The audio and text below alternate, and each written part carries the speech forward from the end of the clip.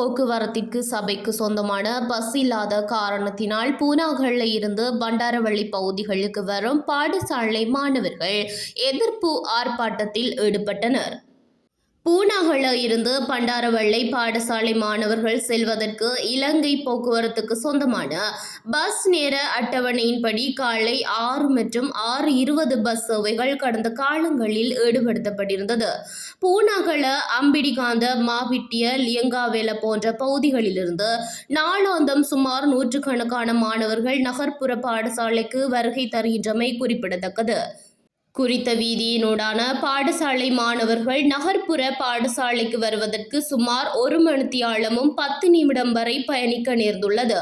பூனாகலையிலிருந்து பண்டாரவளை நோக்கி பயணிக்கும் இலங்கை போக்குவரத்துக்கு சொந்தமான 6 மணி பஸ் கடந்த சில மாதங்களாக பாடசாலை மாணவர்களுக்கான தொடர் சேவையினை வழங்கவில்லை என பாடசாலை மாணவர்கள் பூனாகல பஸ் தரிப்பிட நிலையத்தில் எதிர்ப்பு நடவடிக்கையை முன்னெடுத்திருந்தனர்.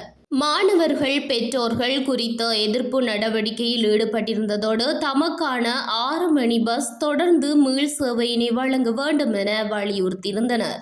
இது தொடர்பாக பலமுறை சம்பந்தப்பட்ட அதிகாரிகள், அரசியல்வாதிகளுக்கும் தெரிவித்தும் தொடர்ந்தும் தமக்கான போக்குவரத்து பிரச்சினை நீடித்துள்ளதாக பாதிக்கப்பட்ட மாணவர்கள் தெரிவிக்கின்றனர்.